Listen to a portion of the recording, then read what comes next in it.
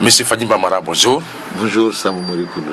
Les 3 pays de la Mano Rivage Union se donnent 60 jours pour mettre hors de leurs frontières le virus Ebola, alors qu'en Guinée, le constat c'est que les réticences continuent toujours et qui risqueraient d'handicaper sérieusement ces programmes ambitieux. Et qu'est-ce qui expliquerait selon vous ces réticences à répétition dans les zones où Ebola continue toujours de résister?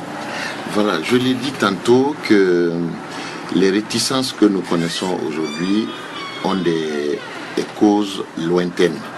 Les causes lointaines, si vous voulez, remontent depuis la fin de l'année 2013 et début 2014.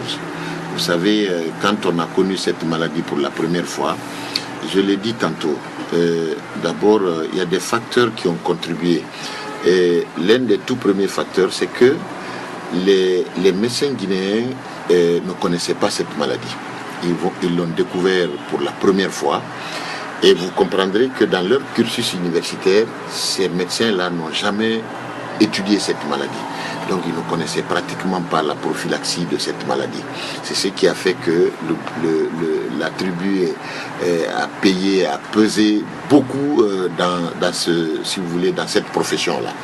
Ça, c'est un premier élément. Le deuxième élément, c'est que le gouvernement a pris conscience, c'est vrai, a perçu le caractère redoutable de cette maladie. Mais les mesures qu'il fallait prendre pour accompagner et pour nous permettre de sortir dans un bref délai de cette épidémie n'ont pas été prises.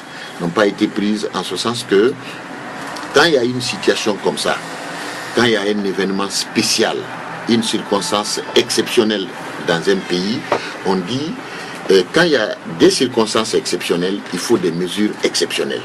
Maintenant, c'est là où il y a eu des ratés.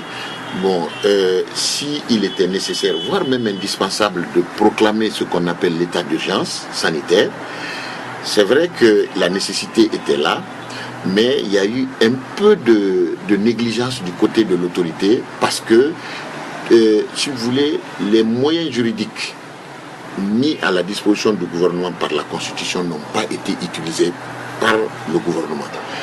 Qu'est-ce qu'il fallait faire? À la place d'un communiqué qui faisait cas à l'état d'urgence sanitaire, on avait besoin d'un décret. Un décret qui devrait être pris dans ce sens-là et un décret qui devrait aussi produire tous ces effets liés à la proclamation de l'état d'urgence. Mais à ce niveau, il y a eu de la négligence. Au lieu du décret, il y a eu le communiqué. Donc, effectivement, puisque c'était un communiqué, les effets juridiques que cette déclaration d'intention pouvait produire, c'est-à-dire au même titre que le décret, on a assisté, si vous voulez, à des effets,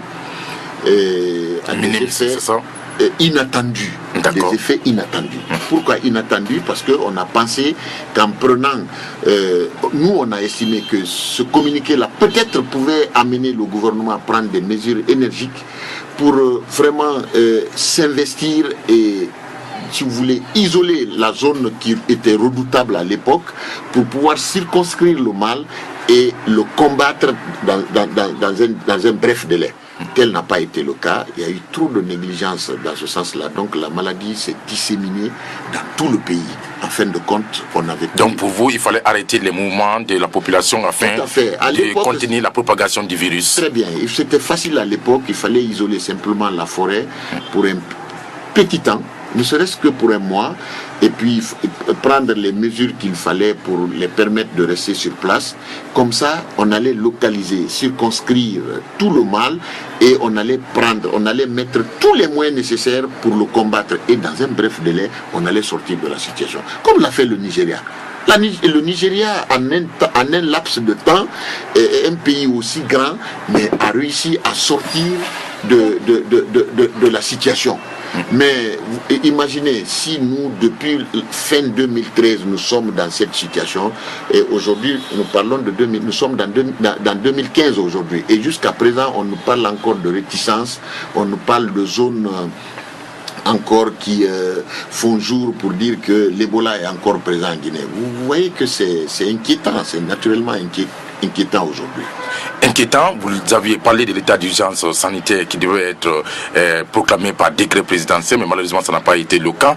Vous avez parlé des conséquences que nous vivons aujourd'hui de la mauvaise gestion, n'est-ce pas, de l'épidémie dès sa première déclaration. Alors concrètement, qu'est-ce qu'il faut aujourd'hui sur le terrain pour mettre un terme à ces réticences à répétition? Faut-il utiliser des pairs la force et la sensibilisation pour y arriver?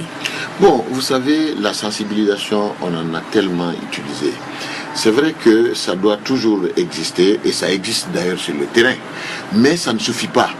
Et aujourd'hui, il faut encore réfléchir, il faut apporter autre solution.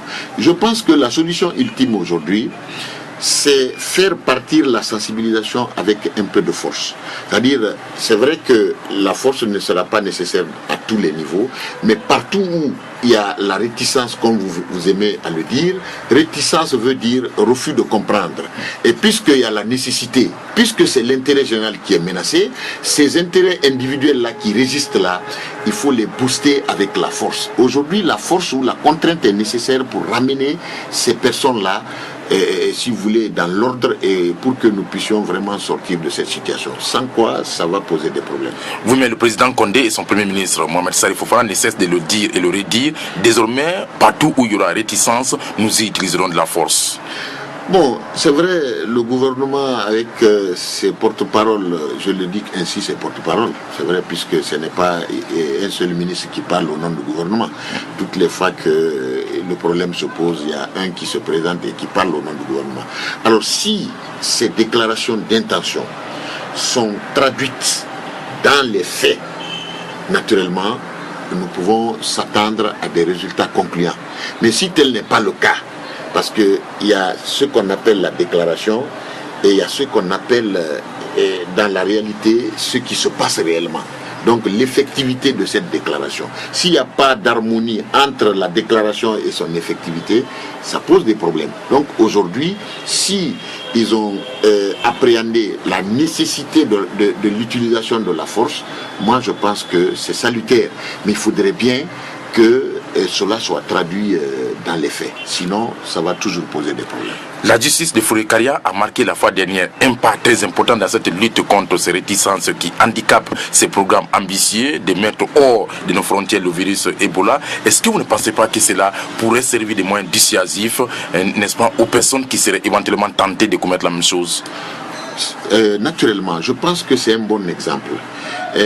Dans la localité, puisque on parle de réticence à Fourekaria pertinemment, ce jugement, ce procès des coupables, aujourd'hui, puisqu'il y en a eu, je crois, 2, alors ça servira d'exemple. Parce que s'il y avait encore des attitudes de velléité dans ce sens-là, avec ces condamnations prononcées, je crois que ça peut dissuader.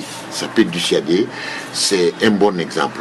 Mais il faut partir au-delà parce que vous avez affaire, si vous prenez la localité, vous trouverez que les 80% des populations sont analphabètes là-bas. Est-ce que tout le monde va appréhender l'effet de ce procès-là? Je pense que c'est non. Alors, si tel est le cas, il faut aller au-delà. Au-delà, c'est quoi? C'est-à-dire, chaque fois qu'on se retrouve devant une situation, c'est-à-dire de contamination, alors avec l'exemple que j'ai vu, le ministre de la Communication venir dans les localités, apporter les vivres, apporter les médicaments, assister ceux qui sont en difficulté, mais au-delà de cette assistance-là, marteler avec la force que tous ceux qui sont censés être les contacts de ces maladies-là doivent être dénichés dans leur retranchement et pour qu'ils soient mis à la disposition des hôpitaux pour les suivre, pour ne pas qu'ils entraînent d'autres contaminations. Si à ce niveau on utilise la force, je pense que c'est une très bonne chose. Mais s'il faut se contenter de la sensibilisation, de caresser les gens dans le sens de poil. Les gens, moi je pense que c'est pas efficace et le gouvernement ne doit pas faire de ça son champ de bataille pour dire que nous allons sortir de la situation dans un proche avenir. Ça ne sera pas très compliqué. Est-ce que si on met en application tout ce que vous avez fait comme proposition, les 3 pays de la Mano River Union pourront réussir cet ambitieux programme, c'est lui de débarrasser de leur pays du virus Ebola dans les 60 jours qui suivent? Moi je pense que la rigueur est nécessaire pour sortir de cette situation.